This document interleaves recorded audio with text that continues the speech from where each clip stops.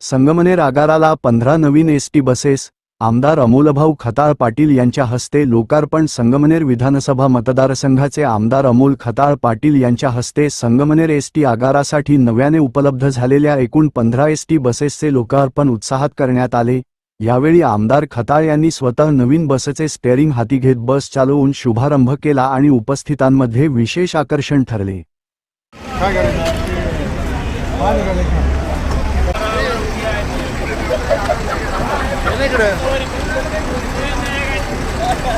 संगमनेरकरांच्या दृष्टीने आनंदाचा दिवस,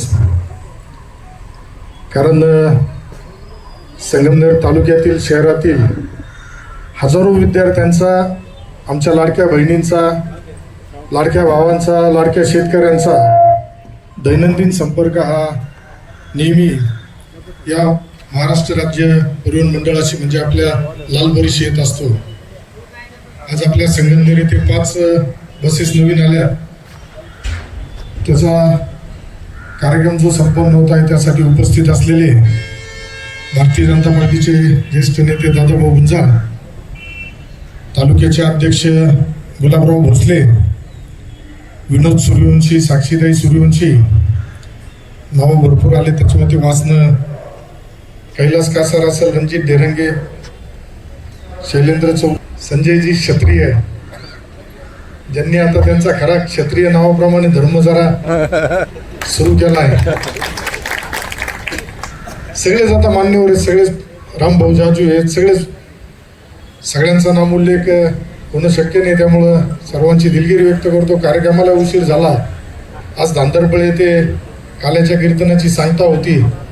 सकाळी 8-8:30 पासून जी मिरवणूक चालू होती. जनतेचं प्रेम एवढं मिळतंय, त्याच्यामुळे ह्या प्रेमाच्या मुळं प्रत्येक ठिकाणी उशीर होतोय. परंतु तुम्ही सगळे चांगल्या पद्धतीने समजून घेता, त्याचा एक विशेष आनंद आहे. 1-1.5 वर्षाच्या कालावधीमध्ये संगमनेर बस स्थानकाला 15 बसेस आपल्या महायुती सरकारच्या माध्यमातून मिळाल्या. त्यासाठी आपल्याला परिवहन मंत्री सरनाईक साहेबांचं मोठं सहकार्य मिळतंय. 2 दिवसापूर्वी मुंबईला त्यांना भेटलो मंगळवारीच. त्यावेळेस भेटल्यानंतर त्यांना म्हटलं, साहेब बस देणार होते तुम्ही, झालं काय? लगेच त्यांनी सांगितलं 10 बसेस तुला द्यायच्या आहेत. 5चा पहिला टप्पा पुन्हा आलाय, आपल्याला पुन्हा 5 येतील. म्हणजे हे जे नवीन कल्पना घेऊन आपलं सरकार जे चाललंय, हा सरकारचा उद्देश हेतू आहे का आमच्या